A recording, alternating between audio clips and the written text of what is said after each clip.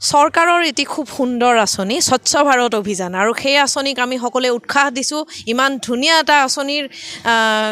যেতিয়া গ্ৰহণ কৰিছিলে পদক্ষেপ লৈছিলে আমি আশা কৰিছিলোঁ প্ৰতিখন গাঁও প্ৰতিখন চহৰ খুব ধুনীয়া হৈ উঠিব স্বচ্ছ ভাৰত অভিযানৰ অন্তৰ্গত CMCF এটি প্ৰজেক্ট আছিল আৰু সেই প্ৰতিখন গাঁৱতে সেই প্ৰজেক্টটো দিয়া হৈছিলে আৰু ঠিক তেনেকৈ আমি আজি উপস্থিত আছোঁ বঙাইগাঁৱৰ ভাওলাগুৰিৰ গেলেক্সি এপাৰ্টমেণ্টৰ ঠিক সন্মুখত স্বচ্ছ ভাৰত অভিযানৰ এটা খুব ধুনীয়া আৰু সুন্দৰ নমুনা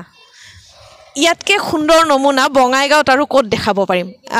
কিন্তু আমি ইতিমধ্যে গম পাইছোঁ যে বহু ঠাইত বঙাইগাঁৱৰ বহুকেইটা ঠাইত এনেকুৱা ধৰণৰ পৰিস্থিতি হৈ আছে বিভাগীয় কৰ্তৃপক্ষই দায়িত্ব লৈছিলে কেৱল বনোৱাটো তেওঁলোকে সাজি উলিয়াইছিলে এনেকৈ সাজি ওলোৱাৰ পিছত কিন্তু আজিলৈকে এবাৰো খবৰ লোৱা হোৱা নাই আৰু এনেকৈ দুৰ্বিষহ জীৱন কটাইছে বঙাইগাঁৱৰ সকলো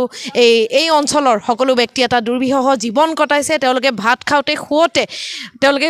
এটা কষ্টকৰ জীৱন যাপন কৰিবলগীয়া হৈছে দৈনন্দিন জীৱন যাত্ৰাত তেওঁলোকৰ ব্যাঘাত হৈছে বয়সস্থ মানুহ সৰু ল'ৰা ছোৱালী অসুখ হৈ আছে কিন্তু বিভাগীয় কৰ্তৃপক্ষৰ কোনো কাণ খাৰ নাই গতিকে আমি সুধিব বিচাৰিছোঁ তেওঁলোকে এইবোৰ দেখা নাপায় নেকি অকল দায়িত্ব ইয়াতে শেষ হয় নেকি স্বচ্ছ ভাৰত অভিযানৰ নামত এটা অকল ডাষ্টবিন বনাই থলেই দায়িত্ব শেষ হয়নে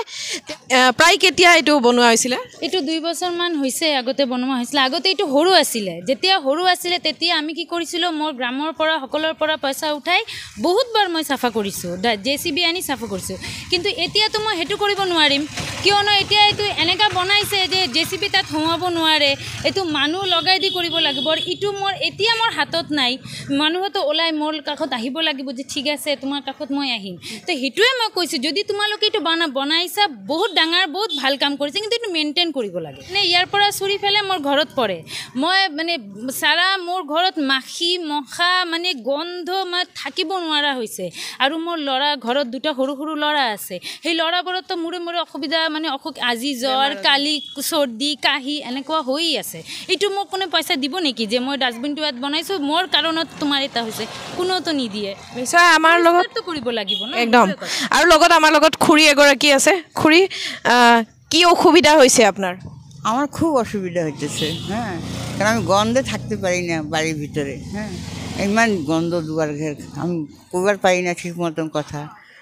কেউ বুঝে না হ্যাঁ ওই জন্য আমি অনেক ওকে বলছি হ্যাঁ যে তুমি যেভাবে হোক এটা ব্যবস্থা করো হ্যাঁ